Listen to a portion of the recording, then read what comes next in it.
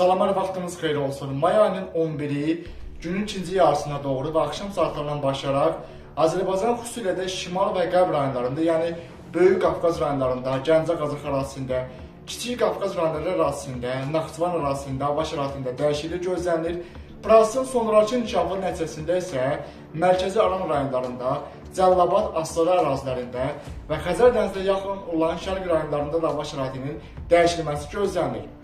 Prosesdə səbəb isə kanalda əvvəlcədən bildirdiyimiz kimi Aralıq dənizinin şərqindən, Qara dənizinin şərqindən, rütubətli hava axınlarının Kiçik Asiya ərazisindən Qafqazın cənubuna, Azərbaycan arasına doğru may ayının ikinci 10 günlük ərzində tez-tez daxil olması gözlənilir. Yəni, orta troposferdə, atmosfer təzyiqində azalma nəticəsində siklon sistemlərinin Qafqazın cənubu Azərbaycan arasına doğru may ayının ikinci 10 günlük ərzində tez-tez daxil olması gözlənilir. Proses nəticəsində Böyük Qafqaz rayonlarının Balakan, Zaqatala, Şəki, Qax, Oğuz, Qəbələ, İsmailli, Şamaxı, Xızı, Quba, Qusar, Xaçmaz, Şabran rayonları ərazisində və Xəzər dənizinə yaxın olan şimal-şərq ərazilərində may ayının 11-i günün ikinci yarısından başlayaraq havada buludluğun artması gözlənilir. Xüsusən də topa yağış buludlarının formalaşması üçün münbit sinoptik şəraitin yaranması gözlənilir.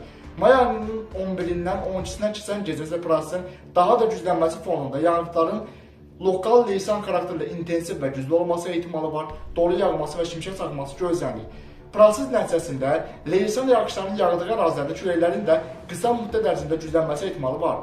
Proses nəticəsində ərazidən axan çaylarda cürsulluğun artması gözlənilir və lokal xarakterli sel daşqın hadisələrində artım ehtimalı var.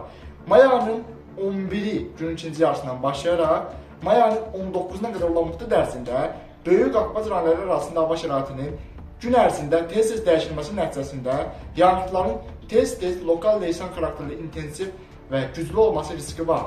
Bu barədə yenilənmiş məlumatlar kanalda yayımlanacaq.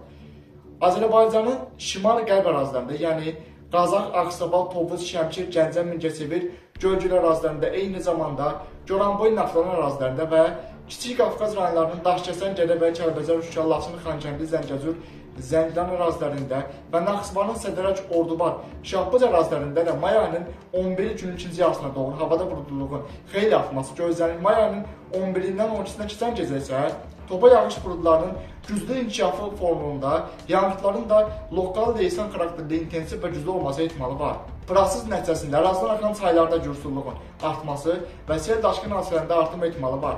May ayının 11-dən, yəni may ayının 11-i günün ikinci yarısından başlayaraq 19 may gündüz saatlarına qədər olan müddət ərzində Kiçik Qafqaz rayonları ərazisində və Naxçıvan ərazisində tez-tez havada dəyişiklik gözlənilir və yağıntıların tez-tez leysan xarakterli olması ehtimalı var.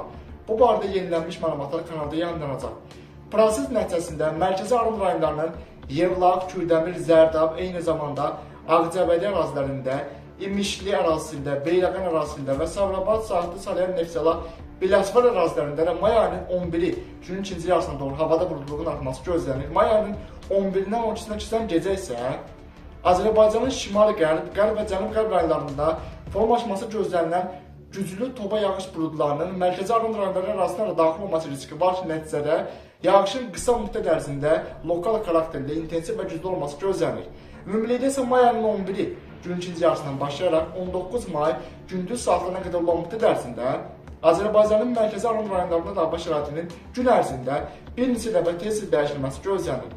Yağıntıların da lokal leysan xarakterli qısa müddət ərzində intensivləşməsi ehtimalı var. Proses nəticəsində Kür çayının yuxarı axırında, Kür çayının aşağı axırında, Araz çayında və ərazidən axan su kanallarında sululuğun daha da artması ehtimalı var və əvvəlki dövrlərdə subasmaya məruz qalan ərazilərdə yenidən subasma hadisələrinin təkrarlanması gözlənilir. Bu barədə yenilənmiş məlumatlar kanalda yayımlanacaq. Cəlilabad, Masallı, Lənkəran, Asları, Yardımlı və Lerik ərazilərində may ayının 11-i günün ikinci yarısından başlayaraq havada buludluğun artması gözlənilir. May ayının 11-dən 12-sinə keçən gecə isə prosesin daha da güclənməsi fonunda topa yağış buludlarının inkişafı üçün münbit sinoptik şəraitin yaranması gözlənilir. Arada bir yağış yağması ehtimalı var. Yağıntıların isə lokal qısa müddətli intensivləşməsi gözlənilir. Xüsusən də Cəlilabad, Yardımlı, eyni zamanda Lerik və Aslanın dağ kəndlərində yağışın qısa müddət ərzində intensivləşməsi nəticəsində dağ çaylarında sululuğun artması gözlənilir. Ümumilikdə isə may ayının 11-i günün ikinci yarısından başlayaraq 19 may gündüz saatlarına qədər olan müddət ərzində ərazidə hava şəraitinin tez-tez dəyişilməsi gözlənilir və gün ərzində bir neçə dəfə yağışların qısa müddət ərzində intensivləşməsi ehtimalı var. Bu barədə yenilənmiş məlumatlar kanalda yayınlanacaq. Bugünlük bu qədər. Növbəti günlərdə atmosfer plaslarında baş verən ən son dəyişikliklər haqqında kanalda yenilənmiş məlumatlar yayınlanacaq.